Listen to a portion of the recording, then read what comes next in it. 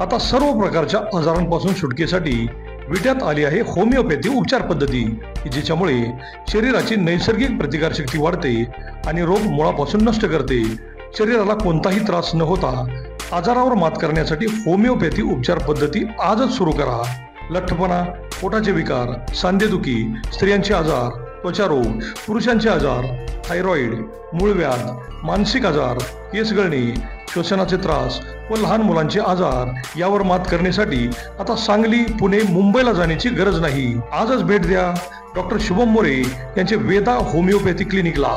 आमचा पत्ता doctor Shubham S More, जिवाळा बिल्डिंग, तळमजला, गाळा नंबर 1, खानापूर रोड, विटा, तालुका खानापूर, जिल्हा सांगली। संपर्क 95 61 65 18 19 82 089 15 813। करू चालू।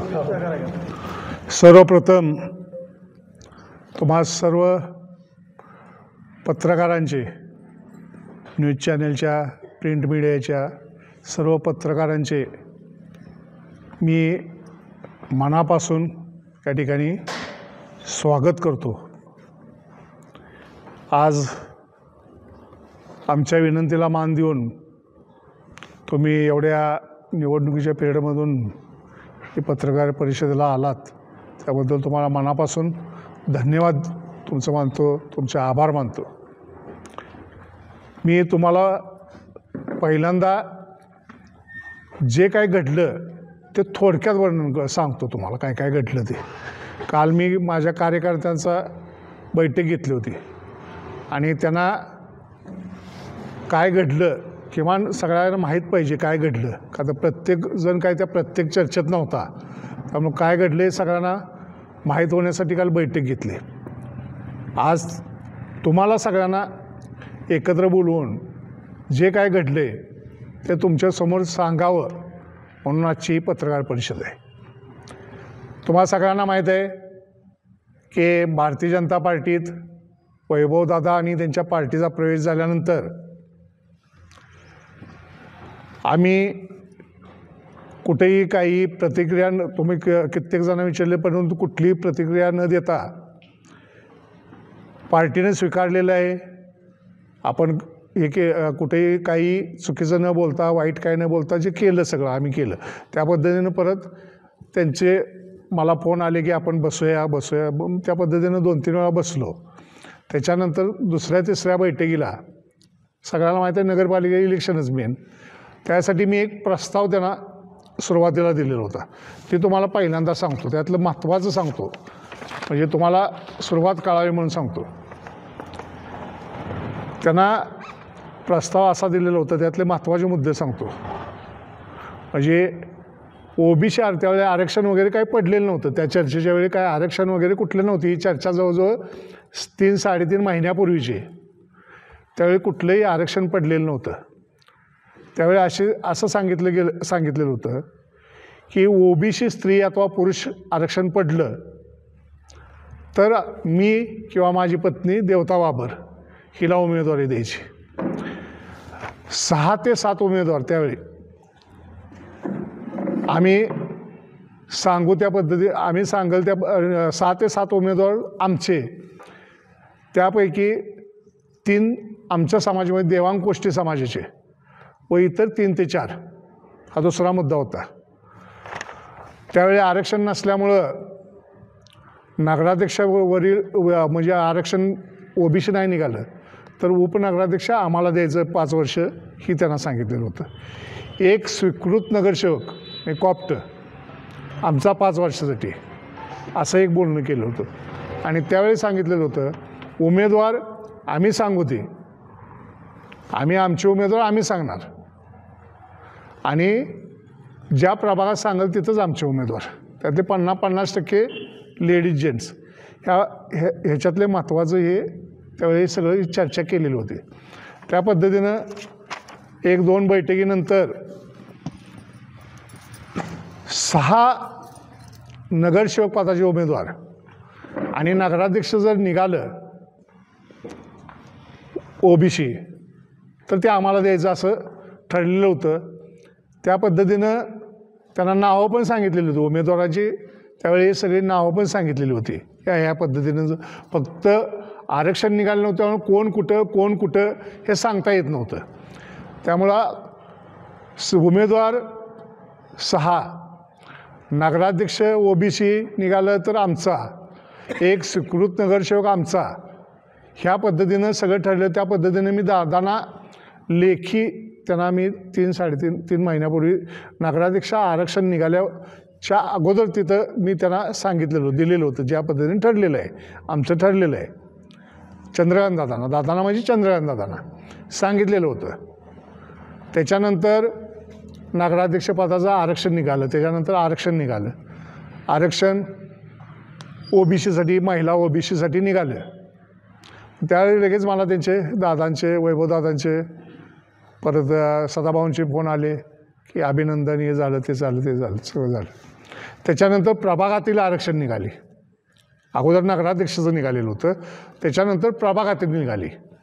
प्रभागातील आरक्षण निघाल्यानंतर कोण कुठं कसं द्यायचं ह्याच्यावर 2-3 बैठका होऊन 6 उमेदवार हे आमचं फायनलच जवळजवळ केलेलं होतं. 6 उमेदवार आणि नगराध्यक्ष. म्हणजे असा जो कुठं गैरसमज जे करून दिला जातो आहे की मी हट्ट धरला किंवा काय केलं, वास्तविक हे अगोदर 3-3.5 महिन्यापूर्वी सगळं ठरलेलं आहे. म्हणजे मी बोलत नव्हतो का तर काय चर्चा असते, सगळ्या चर्चा पूर्ण व्हायच्या असतात म्हणून मी काय गोष्टी बोलत नव्हतो. हे सगळं ठरलेलं होतं. ठरल्यानंतर सगळं झालं बऱ्यापैकी सगळे विषय संपले. त्यांना मी अगोदरच त्यावेळी बोललेलो होतो की जोपर्यंत आपले विषय संपत नाहीत तोपर्यंत भारतीय जनता पार्टीचे कार्यक्रम आपण एकत्र करू, परंतु माझे जे काय कार्यक्रम असतील किंवा तुमचे काय असतील ते एकत्रित केलं जाईल. त्या पद्धतीनं आम्ही काय पत्ते पाळलं. पण ज्यावेळी फायनल चर्चा झाली आणि सगळं झालं त्याच्यानंतर गणपती उत्सवात तुम्हाला सगळ्यांना माहीत आहे की मोदक वाटपाचा कार्यक्रम आम्ही सदाभावना बोलवून ती केलं होतं. परत दीपावलीचा फराळ किंवा ते जे किट वाटणं त्याच्यावर सगळ्यांचे फोटो टाकले होते, सगळे केलं का सगळे विषय संपले होते. त्यामुळे सगळ्या चर्चा झाल्या होत्या. फक्त एखाद्या प्रभागात इकडं काय तिकडं एवढं चाललेलं होतं चर्चा. पुढं कोण येतं आहे त्याच्यावर बघून उमेदवार फिक्स, फक्त इकडं घ्यायचं का तिकडं घ्यायचं एवढ्याच चर्चा फक्त पेंडिंग होत्या. त्याच्यानंतर 6 महिन्यापूर्वी वैभवदादा, चंद्रकांत दादांनी मुंबईला बोलवलं असल्यामुळे ते गेलेले होते. त्यावेळी जिल्ह्यातले काही नेत्यांना पण बोलवलं होतं. त्यावेळी दादांचा मला तिथून फोन आला, मी बाहेरगावी होतो. त्यावेळी मला दादांचा फोन आला की अरे इथं सगळे वैभव पाटील वगैरे सगळे येऊन बसलेत आणि ते तुझ्या पत्नीला उमेदवारी देवताला आणि 4 नगरसेवकाचे तुम्हाला शीट देतात. मी म्हटलं दादा तसं नाही, म्हटलं 6चं ठरलेलं आहे, त्यांनी तुम्हाला ते सांगितलेलं नाही, 6चं ठरलेलं आहे. त्या दादा म्हटले ठीक आहे तुमचं काय जे असेल ते तुम्ही करा, ते करा, पण आपल्याला एकत्रित जायचं. त्याच्यानंतर ती चर्चा झाल्यानंतर ते विट्यात आल्यानंतर मी त्यांना म्हटलं असं कशाला सांगितलं, किंवा जे ठरलं आहे ते सांगून काय अडचण असली तर सांगणं इथंपर्यंत ठीक होतं. त्याच्यानंतर सांगलीत एक मिटिंग होती. सांगलीत मिटिंग होती जे सम्राट बाबांनी त्यावेळी अध्यक्ष वगैरे इथल्या मुलाखती झाल्यानंतर त्यावेळी पण मी गेलो होतो. पण इथं ते घर जळाल्याचं प्रकरण त्यावेळी वैभवदादा आहेत त्या ठिकाणी थांबलेले होते. त्यामुळे त्या बैठकीला त्या वेळेत आलेले नव्हते. मग मला सम्राट बाबा म्हटले की वैभवदादांचा फोन आला आहे, तुम्हाला वरची शीट आणि 4 शीटा देतो आहे म्हणून. आणि मी म्हटलं तसं नाही, म्हटलं त्यांनी असं सांगितलं नव्हतं. वास्तविक सांगायला कसं पाहिजे होतं दोन्हीकडे पण, दादांनाही आणि खाली, किंवा 6 शीटा वगैरे सगळं ठरलेलं आहे. 6 शीटा, नगराध्यक्षपद, 1 कॉप्ट असं सांगायला पाहिजे होतं. पण काही अडचण असेल काय असं म्हणून जरा इकडे तिकडे करावं असं न सांगता सत्य बोलले पण अर्धसत्य सांगितलं. त्याच्यानंतर मग ते आमचं मिटत नाही असं दिसलं, मग त्यांनी वैभवदादांना त्या ठिकाणी बोलवून घेतलं. वैभवदादा आले त्या ठिकाणी. मग आम्हाला दोघाला आत बोलून घेतलं. खाडेसाहेब वगैरे सगळे होते, पडळकर साहेब वगैरे सगळे होते. मी त्यांना सांगितलं दादा तुम्ही असं कशाला सांगितलं, अर्धसत्य का सांगताय, सगळं सांगा ना. 6 ठरलेले होते. 6 ठरलेले होते, 1 नगराध्यक्ष, खालचे 6 उमेदवार असे ठरलेले होते. तुम्ही त्यांना हे ठरलं ही ते आम्ही काही सगळ्यांना दिलं नव्हतं, दादांना पत्र दिलं होतं सगळ्यांना. आता दादांना दिले, पालकमंत्री आहेत म्हटल्यावर बाकीच्या सगळ्यांना काही सांगायची गरज राहिली नाही ना, त्यामुळं आम्ही त्यांना काही कुणाला सांगितलं नव्हतं. पण ते समोर मी केलं होतं त्यावेळी. पण त्याच्यानंतर परत विट्यात आल्यानंतर काही चर्चा झाल्या, ही झाल्या. शेवटी सदाभाऊंचे माझे पण 2-3 वेळा 4-5 वेळा बैठक झाली. भाऊनी काही अडचणी सांगितल्या, ही सांगितल्या. परत एकदा आता दीपावलीच्या पिरियडमध्ये ते कोल्हापूरला चंद्रकांत दादांच्याकडे गेले होते. तिथून पण मला फोन आला दादांचा की असं ते एवढ्या शिटा ते देते. असं ठरलेलं आहे ते. आणि ते माझ्यासमोर आले. म्हटलं त्यांना विचारा ना नक्की काय ठरलं आहे, सगळं व्यवस्थित काय ठरलं आहे ते. त्याच्यानंतर आल्यानंतर मला बोलवल्यानंतर मी गेलो, मी वैभवदादा आणि भाऊ. मी म्हटलं अहो असं कशाला सांगायचं, तुम्ही सांगाय कसं पाहिजे की असं ठरलेलं आहे, परंतु असं आम्ही देऊ शकतो हे सांगणं योग्य आहे. ठीक आहे, इथंपर्यंत ते चर्चा आम्ही काय करायची ते आमचा विषय झाला ना, परंतु सांगताना कसं सांगितलं गेलं पाहिजे की असं तर म्हटले बरोबर आहे. भाऊंचं सुद्धा तोंडातून बरोबर आहे म्हटली ते असं व्हायला पाहिजे होतं म्हटलं. परत त्यानंतर 1-2 चर्चा झाल्या. त्याच्यानंतर शेवट एक सीट जी विक्रम भिंगारदेवेंची म्हणजे त्याच्या भावाच्या मंडळी माया प्रवीण भिंगारदेवे, एवढी एक सीट थांबवा म्हटली, एवढी एक सीट थांबवा. मग मी म्हटलं विचारून तर घेतो, मला बोललं तर पाहिजे म्हटलं. मग मी त्याला विक्रमला बोलावून घेतलं, त्याला सांगितलं असाच सगळ्या अडचणी येत्या, जरा तू असाच ओळखायला लागतं, तुला कॉप्टमध्ये तू घरच्या कोणाला सांगशील त्यांना पहिलीच संधी द्यायची व्यवस्था करतो त्या ठिकाणी. परंतु आता हे असं मग त्यानंही जरा आडेवेडी घेऊन पण त्याने मान्यता दिली. आणि हे सगळं झाल्यानंतर आत्ता शुक्रवार शनिवारी म्हणजे अर्ज सोमवारी आम्ही भरले, त्याच्या अगोदर शुक्रवार शनिवारी यशवंतनगरमधील एका बंगल्यात, राजकीय व्यक्तीच्या एका बंगल्यात, जबाबदार व्यक्तीच्या बंगल्यात मी, वैभवदादा, सदाभाऊ आणि एक राजकीय जबाबदार व्यक्ती आणि दुसरी एक जबाबदार व्यक्ती, अशा सगळ्यांच्या ठिकाणी एकत्रित चर्चा झाली. त्या ठिकाणी नावासहित कुठल्या 5 सीटा माझ्या, ते सगळं झालं. त्याच्या वैभवदादांची, माझी, सदाभाऊंची सही घेतली. ते त्यांच्याकडेच कागद आहे, ती गोष्ट वेगळी, परंतु ते तिथं झालं त्यावेळी पण फायनल झालं. आणि हो ठीक आता जबाबदार व्यक्तींच्या पुढे ठरलेलं आहे, ह्या पद्धतीनं आपल्याला जायचं आहे पुढं, हे सगळं त्या ठिकाणी झालं. त्याच्यानंतर रविवारी संध्याकाळी आम्ही HP कॉलेजला वैभवदादा आणि सदाभाऊ होते, तर आमच्या महिला आम्ही सगळे उमेदवार म्हणजे जे ठरलेले होते उमेदवार, सोहन, ओम, सगळेच उमेदवार त्या ठिकाणी गेलो. त्यांनी बसवून घेतलं की सगळे आम्ही गेलो होतो उमेदवार, सगळे 9:30-10 वाजता गेलेलो होतो. त्यावेळी सगळ्यांनी ठरल्याप्रमाणे आपल्याला सगळं करायचं आहे, तुमचं सगळं झालेलं आहे, AB फॉर्म आलेले आहेत, आपण प्रांतसाहेबांच्याकडे पाठवलेलं आहे तो जरा हे करायला. आणि सगळ्यांनी आशीर्वाद वगैरे घेतले. काय थोडं सोहनला जरा काय बोलायचं ते जरा बोलले, परत किशोरना जरा काय होतं ते सांगितलं. आणि सगळ्यांना आशीर्वाद सगळ्यांनी घेतला, सगळ्यांना दिलं आणि जावा म्हटले. 11-11:30 वाजता आप्पा तुम्ही काय झोपू नका, फॉर्म आले की म्हणजे ते प्रांतसाहेबांच्याकडे काय करायचं त्या पद्धतीने आले की बोलवून घेतो आणि तुम्हाला ते फॉर्म द्यायची व्यवस्था करतो. हे सगळं झालं. हे बरोबर आहे का सगळ्यांच्या देखत? हे बरोबर आहे का सगळ्यांच्या देखत? हे सगळं झालं. आम्ही गेलो आणि त्यावेळी त्यांनी सांगितलं की उद्या आमचा अर्ज भरायचा होता नगराध्यक्षपदाचा. म्हटले आप्पा आपण कसा भरूया? मी म्हटलं काय शक्ती प्रदर्शन माझ्यासारख्याला करण्याची काही गरज नाही वाटत, आपण साध्या पद्धतीने भरूया, नाही तरी पण थोडे तर लोक बोलवा म्हटले. मग मी रवीला सांगितलं मेसेज टाका 10 वाजता, त्यांनी सांगितलं त्यांच्या घरापाशी यशवंतनगरमध्ये त्यांच्या घरापाशी बोलवा आणि तिथून आपण जाऊ 100-200 लोक मिळून आणि अर्ज वगैरे भरू. हे झालं. रात्री परत आम्ही 11-11:30 वाजता वाट बघून परत दत्तानं वगैरे फोन केला, तर ते म्हटले अजून काय आलं नाही, सकाळी तुम्हाला करतो. त्याच्यानंतर सोमवारी ज्या दिवशी अर्जाचा शेवटचा दिवस होता त्या दिवशी मला सकाळी 8-8:15 वाजता सदाभाऊंचा फोन आला. कुणीकडे आहे, आवडलं आहे का? म्हटलं आवडलं आहे, घरी. तर म्हटले मी घरी यायला लागलो. म्हटलं या. त्या पद्धतीने ते घरी आले. तोपर्यंत मी जरा एक दोघांना कळवलेलं होतं दत्ताला वगैरे की भाऊ यायला लागलेत. मला वाटलं AB फॉर्म वगैरे काय घेऊन येतात असं काहीतरी वाटलं. आले आणि आल्यानंतर बसले आणि त्याच्यानंतर त्यांनी जे सांगितलं की असंच त्यांनी सांगितलं की आप्पा वरची एक उमेदवारी देतो, खालचं काय देऊ शकत नाही. हे त्यांनी सांगितल्यावर मला धक्का म्हणजे प्रचंड मोठा धक्का बसला. रात्री सगळ्यांना तुम्ही आशीर्वाद दिलेत, सगळ्यांना हे केले आणि खालची उमेदवारी म्हणजे नगरसेवक पदाची, खालची म्हणण्यापेक्षा नगरसेवक पदाची उमेदवारी न देता नगराध्यक्ष पदाची उमेदवारी देता आम्हाला काय अडचणी यायला लागली. ते आमचे लोक वास्तविक 3-3.5 महिन्यापूर्वी 3 नावं सहित सगळं झालेलं असताना अचानक त्यांनी ते सांगितलं.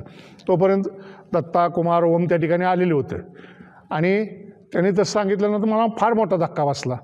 मी म्हटलं त्यांना मग जर ठरल्याप्रमाणे जर आता काल ठरल्याप्रमाणे जबाबदार माणसांच्या समोर ठरल्याप्रमाणे जर करायचं नसेल तर माझीही उमेदवारी नको, माझीही उमेदवारी नको.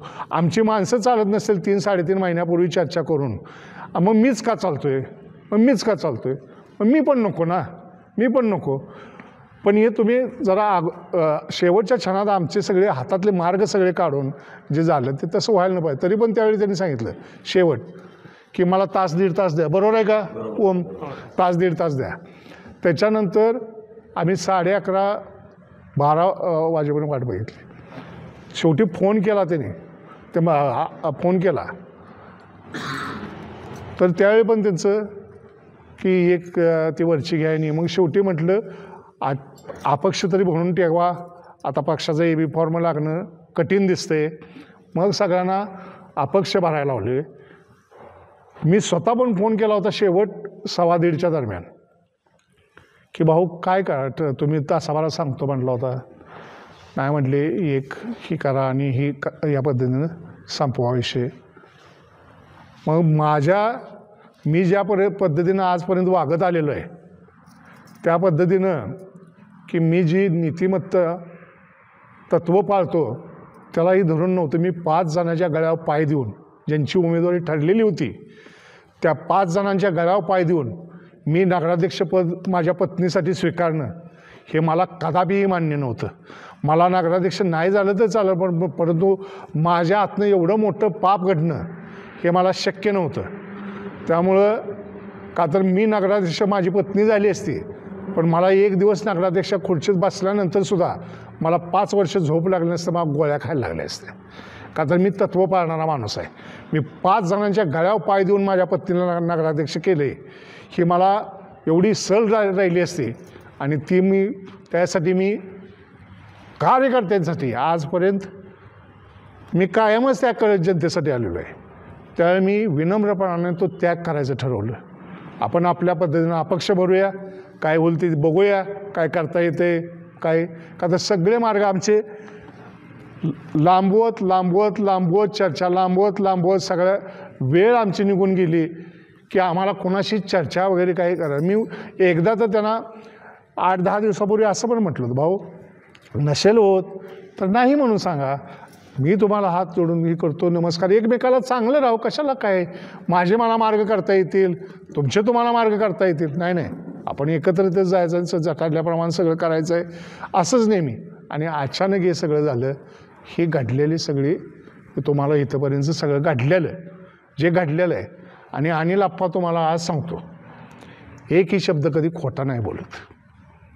हे नाही मला जर नगराध्यक्ष व्हायचं असतं तर मी 5 जणांच्या गळ्यावर पाय देऊन झालो असतो ना, माझ्या पत्नीला उमेदवारी घेतली असते ना, परंतु नाही मी केलं. ते मी त्याग केला कार्यकर्त्यांसाठी, ज्याला शब्द दिला होता. आणि आदल्या रात्री ज्या उमेदवारांना तुम्ही आशीर्वाद देत आहे ठरल्याप्रमाणे करायचं आहे, उद्या भरायचं आहे, काय मी करायचं होतो, काय करायचं काय मी होतं या कुणाच्या चेहऱ्याकडे माझे हे सगळे भारतीय जनता पार्टीचे 25-25, 20-20 वर्ष काम करणारे लोक आहेत.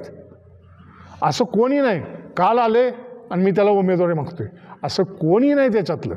ज्यांनी 20-20, 25-25 वर्ष भारतीय जनता पार्टीचं माझ्याबरोबर काम केलं आणि ही सगळी नावं अगोदर त्यांना माहीत असताना अचानक शेवटच्या क्षणात त्यावेळी मला जरा असं दिसलं की एवढं आपणाला थंड डोक्यानं हळू आपली कुठेही चर्चा दुसरीकडे न करता आपण मार्ग न काय करता, का तर मी तर त्यांना आता पार्टीतून काढू शकत नव्हतो. त्यांची ताकद मोठी आहे मला पण मान्य आहे ना, शेवटी ताकद मोठी आहे, त्यांना प्रवेश दिला आहे, त्यामुळे वेळ आली तर आम्हालाच बाजूला व्हायला लागला असतं चर्चा जर यशस्वी झाली नसती तर. आणि काय करायचं ते आम्हाला कार्यकर्त्यांना विचारून करायला लागलं असतं. परंतु ती वेळ संपवत पाक शेवटच्या क्षणापर्यंत आम्हाला ते केलं. आणि ऐन टायमात ज्यावेळी आम्हाला भाऊंच्या सारख्या व्यक्तीनं ज्यावेळी सांगितलं घरात मला, आणि ते सगळ्यांच्या समोर परत झालं, तरी पण म्हटले जरा एक दोन इकडे तिकडं काय करायला मला जरा वेळ द्या, बघतो जरा. शेवटपर्यंत काय झालं नाही, एकच शेटचं झालं. ही सगळी घडलेली वस्तुस्थिती तुम्हाला मी सांगितली. फक्त आप्पाच नाही तर मी सुद्धा सांगितलं होतं मला हे पद नको आहे नगराध्यक्षाचं. अशा पद्धतीनं नको आहे, अशा पद्धतीचं नको आहे. जर सगळे मिळून असणार असतील तर मी हो म्हणेन, नाहीतर नको. आणि त्याच्यानंतर ऐका लाळेसाहेब, सगळ्यांनी ऐका. त्याच्यानंतर मी सगळं तिथली बैठक करून आल्यानंतर सुद्धा मी माझ्या ऑफिसमध्ये सगळ्यांना बोलून घेतलं. तिथली बैठक आम्ही करून आल्यानंतर ह्या सगळ्यांना मी विचारलं की तुम्हाला आत्ता जे झाले ते काय वाटते त्याच्यातून. तर सगळ्यांचं एकमत आलं, नाही ते फसवणार नाहीत, आपणाला ते अगदी देणार ते सगळं. एवढं किशोर तू नव्हता तर मी तुला घरी फोन केला नाही किशोर, की किशोर तुला काय वाटते. तो पण तिथं होता परंतु घरी गेलेला होता. त्यालाही विचारलं तर सगळे म्हटले नाही फसवणार नाहीत, असं वाटते, काय नाही तसं काय होणार. बरं जबाबदार व्यक्तींच्या पुढे बी 2 दिवसापूर्वी झालेलं होतं अगोदर बरं का. मग आता हे घडलेलं आहे. आता तुम्हाला काय आपली फसवणूक भाजपने केली आहे का पाटील गटाने केली आहे असं आपलं म्हणणं? माझी नाही तुम्ही आता कुणी बोलू नका. आता मी बोलतो, आता कुणीच बोलू नका. आता त्यांच्या प्रश्नाचे उत्तर मी देतो. आमची जी फसवणूक झालेली आहे, मी पार्टीला काही दोष देणारा माणूस नाही. आमचा सरळ स्वभाव, आम्ही कधीही कुणावर गैरविश्वास न दाखवणं, सरळ मार्गी. आम्ही चक्क पंचायतला आम्हाला कधी 30 वर्षात कधी जमलं नाही. आम्ही कधी राजकारणाला व्यवसाय कधी केलेला नाही. त्यामुळं आम्ही सरळ मार्गी राजकारणाला समाज सेवेचं साधन म्हणून त्याच्याकडे बघितलं असल्यामुळं, आम्ही सरळ मार्गी असल्यामुळं आम्हाला आमची आता सरळ दिसते की आमची फसवणूक झाली. तुमचा जो करार झाला तो पाटील आणि भाजप असा झाला होता का तुमचा आणि भाजपचा झाला होता? माझा आणि वैभवदादा आणि सदाभाऊ. तो करार कोणाबरोबर झाला होता? तुम्ही जे लिहून दिलं होतं 6+1, वैभवदादा आणि सदाभाऊ. ते चंद्रकांत दादाला माहीत नव्हतं. ते आम्ही जे ठरलं ते त्यांना म्हणजे मी लेखी दिलं होती काय पद्धतीने ठरलंय ते दिलं होतं त्यांना. ज्या सह्या झाल्या होत्या म्हणताय तुम्ही, त्याची एक प्रत नाही घेतली गेली, ती नाही घेतली. आम्ही आता एवढं सगळं जबाबदार माणसं आहे ती नाही घेतली. पण ही वस्तुस्थिती मी सांगतो, कोणी त्याच्यावर विश्वास ठेवा न ठेवा, पण मी खोटं बोलत नाही, एवढं पक्क सांगतो. पुढची भूमिका आम्ही उद्या 3 वाजेपर्यंत अर्ज माघारी घेण्याची मुदत आहे. उद्या आम्ही 11-12 वाजता काय करता येते बघून पुढची भूमिका घेणार आहे. त्यानंतर तुम्हाला आम्ही परत लगेच सांगणारच आहे. आम्ही अर्ज भरल्यानंतर मुदत संपल्यानंतर भाजपच्या कोणाशी बोलणं झालं आपलं? वरिष्ठांना सगळं मी दादांना पण फोन केलेला होता की बाबा असं दादा झालं ठरलेलं या पद्धतीने ती म्हटले आता ते म्हणजे तुमच्या लेवलला तुम्ही जरा बघा तिथे झालं. ते मुळात निष्ठावंतांना डावललं जाते का या सगळ्या प्रक्रियेत? आता निष्ठावंतांना म्हणण्यापेक्षा म्हणजे विटा शहरातील भारतीय जनता पार्टी म्हणजे पाटील गटच आहे. आता आम्हाला जे निष्ठावान आहेत त्यांना अचानक अशा पद्धतीनं करून जो एक प्रकारे आमची फार मोठी फसवणूक झालेली आहे. आणि आम्ही विश्वास ठेवून, का तर एवढे सदाभाऊंचं वय त्यांचं ते सगळं बघता नुसतं वैभवदादांच्या बरोबर नाही, सदाभाऊंच्या बरोबर आहे सगळ्या चर्चा भाऊंच्या बरोबर. उलटं मला भाऊ कायम सांगायचं, आप्पा काय असले मला सांगत जावं या पद्धतीने. त्यामुळे सगळं झालं होतं. आम्ही विश्वास ठेवला, आम्ही चुकलो असेल विश्वास ठेवला. आम्हाला राजकारणातलं कमी असलं शक्क म्हणजे माहीत नसतील, परंतु आमची फसगत झाली नक्की. भाजपच्या वरिष्ठ नेत्यांनी आणि पाटील या दोघांनी मिळून तुम्हाला फसवलं? नाही, माझा भाजपवर कुठेही राग नाही. भारतीय जनता पार्टीच्या नेत्यांच्यावर कुठेही राग नाही. माझी फसवणूक त्यांनी काही केलेली नाही. त्यांनी उलटं दादाने मला तिथून त्यावेळेस सांगितलं होतं तुझी पत्नीला ही आणि 4 शिटा दे. त्यामुळे त्यांच्याकडून कुठं फसवणूक नाही माझी, कुणाकडून पार्टीकडून नाही. शहरातलं विनिंग कॅन्डिडेट म्हणून तुमच्याकडे बघितलं जात होतं. म्हणजे सगळ्यात जास्त पहिल्यांदा प्रेफरन्स दिला जातो दोन्ही पार्टीकडून असेल किंवा लोकांच्याकडून पण एक नंबरचा उमेदवार म्हणून बघितलं जात होतं. विनिंग कॅन्डिडेट असताना सुद्धा असं मग का निर्णय करत असावं? कदाचित असंच म्हणजे त्यांचं ही नियोजनबद्ध पद्धतीनं असेल. हे त्यांचं अगोदरच त्यांच्या प्लॅनमध्ये हे सगळं असणार आहे. अचानक एक दिवसात हे होऊ शकत नाही. हे सगळं नियोजनबद्ध पद्धतीनं झालेलं आहे. हळूहळू पुढं दिवस ढकलायची वेळ घालवली की आम्हाला पर्यायी मार्ग अजिबात राहता कामा नाहीत. पर्यायी मार्ग म्हणजे समजा आम्हाला काय वाटलं सगळी चर्चा करून दुसऱ्या पक्षाचा कुठलं करावं का, ह्या काय करावं का, अजून काय करावं का, काय करावं आता आपल्या काही जिथं असं जर होत असेल असे मार्ग सगळे संपवल्यानंतर ह्या पद्धतीनं झालेलं आहे. भाजपच्या वरिष्ठ नेत्यांनी तुम्हाला पाटलांना जवळ देऊन तुम्ही पार्टी सोडावी अशी वेळ आणलेली आहे का? भाजपच्या वरिष्ठ नेत्यांनी नाही, परंतु स्थानिक नेत्यांनी आम्हाला तसं दिसतंय, आता जाणवते. 11th आवरला तुम्हाला भाजपनं सोडून दिलं असं दिसतंय ना चित्र. पार्टीनं नाही सोडलं. पार्टीवर आम्ही दोष आज तुमच्याकडे द्यायला पाहिजे नाही, असं कसं म्हणू शकत नाही. का तर काय होतंय लाडेसाहेब, शेवटी ज्याची ताकद जास्त राजकीय गणित आहे. ज्याची ताकद जास्त, वास्तविक हे खरं आहे की जेवढे आमचे उमेदवार होते तेवढे आम्हाला द्यायला पाहिजे होते, परंतु राजकीय ताकदवर आम्ही पण विश्वासानं, मी काय असं कधीच म्हणत नव्हतो. मी पार्टीला असं कुठंही म्हटलेलं नव्हतं की माझ्याकडे फॉर्म द्या. एवढं विश्वासानं चाललं असताना, एवढं व्यवस्थित असताना माझं काय अडचण नव्हती सदाभाऊंच्याकडे देणं. सदाभाऊ पहिल्यापासून एकनिष्ठ राहिलाय तुम्ही, आता एकनिष्ठ पार्टीबरोबर राहिलाय. आता इथून पुढं तुम्ही भारतीय जनता पार्टीबरोबर राहणार?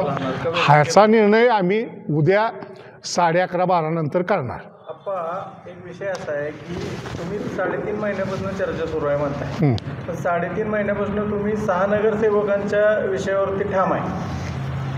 पण 3.5 महिन्यापासून जी चर्चा सुरू आहे त्याच्यामध्ये तुम्ही कुठंच फ्लेक्झिबिलिटी दाखवली नाही असा एक आरोप तुमच्यावर होतो की तुम्ही काय कुठं मागं सरायलाच तयार नाही. 6चे 5, 5चे 4 नाही जे आरोप आहे. हा बरोबर, हा आरोप का बरोबर होऊ शकत नाही. ठरलेलं असल्यानंतर तुम्ही सांगा, एकदा ठरलेलं आहे 6 उमेदवार, त्याच्यानंतर मागं करणं हळूहळू म्हणजे आज एक केली उद्या परत दुसरी करा म्हणजे हे कसं बसू शकतं ठरल्यानंतर. त्यामुळे तो आरोप कसा मला होऊ शकतो. ठरलेली गोष्ट सगळं ठरलेलं आहे. त्यांच्याबरोबर सगळ्या बैठक झाली. घराकडे तुमच्या जेव्हा आली होती भाऊ तेव्हा तुम्ही हो असं आता रात्रीच हे सगळंच होतं ना. सगळे उमेदवार त्यांनी आशीर्वाद दिले, कशा पद्धतीने निवडणुकीला आपण सामोरं जायचं आहे हे सगळं सांगितलं. त्यांनी हे सगळं सांगितलेलं नाही. आम्ही आदल्या पार्टीकडून नाही, पाटील गटाकडून असं होईल. आम्ही संध्याकाळी पण त्या रात्री तिकडून जेवण त्याला ऑफिसमध्ये बसलोत ना, कोणीही तशी शंका व्यक्त केली नाही. एवढं व्यवस्थित हे या पद्धतीने झालेलं. पार्टीतले आता तुम्ही बोलता बोलला की पाटील गट मोठा आहे विषयामध्ये आणि तुमचा गट बारका आहे, म्हणून तर आम्ही 26 पैकी आम्ही काही 26 सीटा नाही ना मागितल्या. आम्हाला माहीत आहे ना, आम्हाला बी कळतं ना, आम्हाला बी राजकीय गणित. 26 पैकी केवळ 7 सीटा मागितल्या आणि त्या ठरलं होतं बरं, एकमेकाच्या संमतीनं ठरलं होतं. त्याच्यानंतर वादविवाद व्हायची काय कुठं गरजच नव्हती ना. मी असं कधी झालं नाही, 6चं 7 केलं नाही, कधीच नाही केलं. हा मग म्हणता येतंय की अनिल आप्पा सीटा आहे असं तसं करायला लागलं. ठरलेल्या सीटपेक्षा एक जरी मी जास्त मागितले असते तर ते मला लागू होते ना. पण ठरलेल्या सीटापेक्षा जर कमी देत असतील तर ते मला कसं लागू होते, ते त्यांना व्हायला पाहिजे ना की तुम्ही फसवणूक ठरवून तुम्ही देत नाही, असं होतंय ना ते. नवीन भाजपमध्ये विनिंग मेरिट जास्त बघितलं जातं आहे कॅन्डिडेटचं. असं कुठं होतं का की तुम्ही दिलेलं कॅन्डिडेट सर्वेत मागं पडतेत किंवा तुमचे कॅन्डिडेट वीक आहेत म्हणून ते डावलं गेलं? मुळात असं काहीही नव्हतं. उलटं सगळ्या सीटाची नावं ही 3 महिन्यापूर्वी सगळी माहीत असताना आदल्या दिवशी कुठं काय असं होतं का सांगा बरं. एका रात्री 10 वाजल्यानंतर सकाळी 8 वाजेपर्यंत सगळी नाव भाजपकडे गेली होती का? भाजपकडे गेली होती. मी ज्यावेळी बैठक घेतली होती की नाही, म्हणजे मला बैठकीला सांगलीला बोलवलं होतं नाही, तर दिलेले आहेत नाव तिथे. मी मग त्यांनी मेरिट लावलं असावं असं तुम्हाला वाटतं?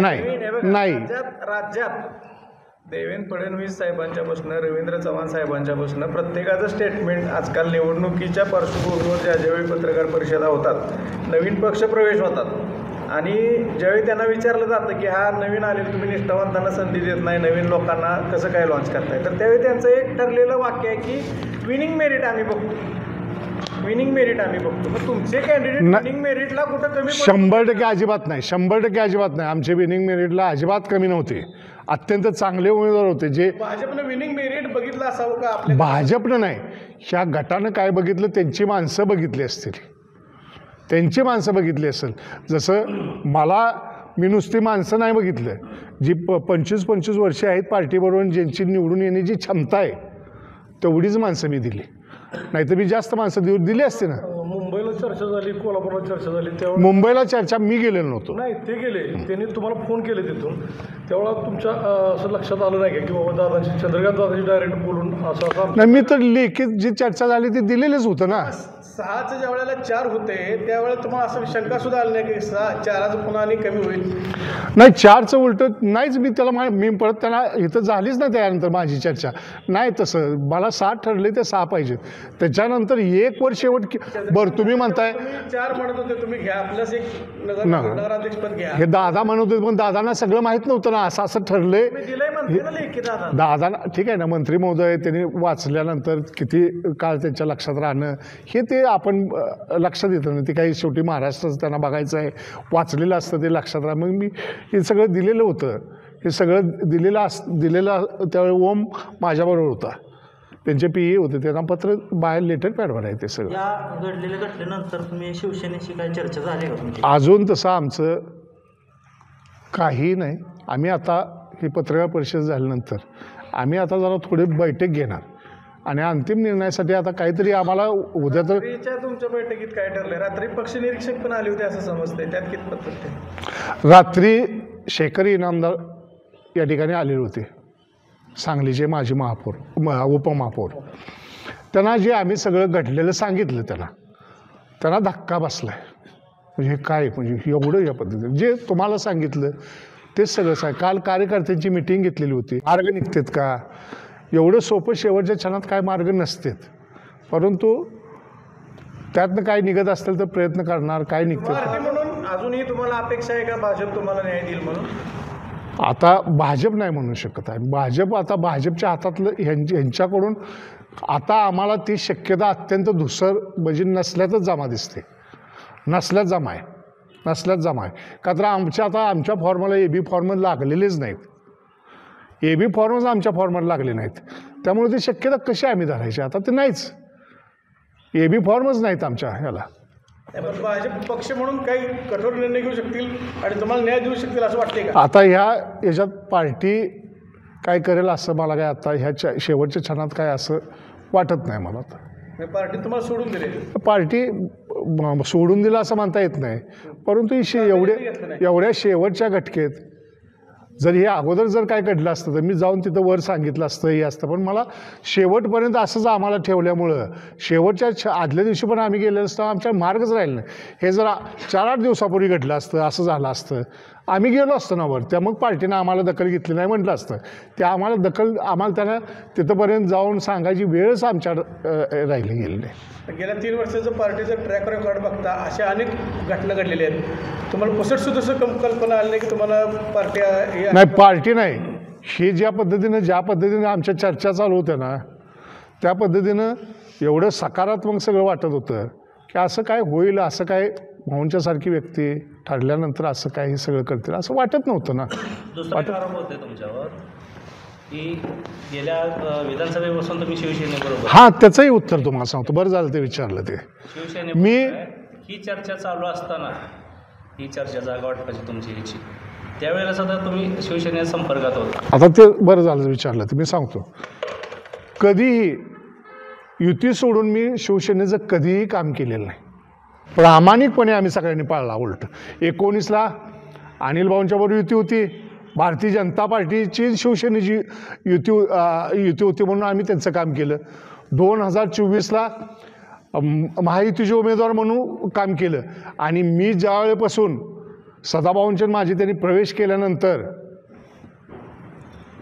शेवटचा सोमवारचा ही होईपर्यंत मी कधीही शिवसेनेच्या अमोलदादा किंवा सुहासरावांच्याबद्दल बरोबर कधीही राजकीय चर्चा केली नाही. केवळ ह्यांच्याबरोबर चर्चा करत राहिलो, कायम ह्यांच्याबरोबर चर्चा करत राहिलो, कधीही केलं नाही. आणि मी त्यांना ते बोलून दाखवलेलं होतं. मी कधीही वेगळ्या ठिकाणी गेलो नव्हतो. का तर सगळं आपलं चाललं व्यवस्थित तर कशासाठी वेगळं, आणि आम्हाला काय गरज पडली होती. जर व्यवस्थित सगळं चाललं होतं तर काय गरज पडली होती. आम्हाला शेवटी पार्टीबरोबर राहणं ह्याच्यातच आनंद होता ना. आमचं आयुष्य गेलं त्यामुळे आम्हाला त्याच्यातच आनंद होता ना. आम्हाला उलटा आम्ही युती धर्म पाळला. मग काय चूक झाली का आमची. युती धर्म पाळला आम्ही. मग आम्ही काही 2024ला युतीचं सोडून वैभवदादांचं काम करायला पाहिजे होतं का. असं काय का. असं होऊच शकत नाही ना. युती धर्म पाळला आम्ही, केलं प्रामाणिकपणे केलं. तुम्ही आमदार साहेबांना वाढदिवसाच्या शुभेच्छा द्यायला गेला तेव्हापासून बिनसले असं म्हटलं जातं. मी असं कधीही मी राजकीय जीवनात बऱ्याच गोष्टी अशा पाळतच नाही. माझं कोण शत्रू म्हणून मी राजकीय व्यक्तीकडे बघत नाही. विरोधक त्या वेळेचे विरोधक म्हणून मी बघतो. मी शत्रू कुणाला समजत नाही. त्यांचे आमचे 2019पासून शेवटी महायुती म्हणून एकत्रित काही संबंध होते ना. आमचं संबंध आले. साधा वाढभर मी तिथं काय गेलो, तिथं काय असं कुठं एकांतात भेटून नाही गेलो. तिथे गेलो, फुल दिली, असंच झालेलं होतं. 2016ला असंच पहिलं त्यावेळी काही पार्टीचं काय असं नव्हतं ह्याच्याबरोबर लढा, जिकडे तुम्हाला काय होईल तिथं. असेच सगळं ठरलेलं होतं त्यावेळीसुद्धा की असं आपण सदाभाऊंच्यानं 4-5 शिट्या घ्यायच्या.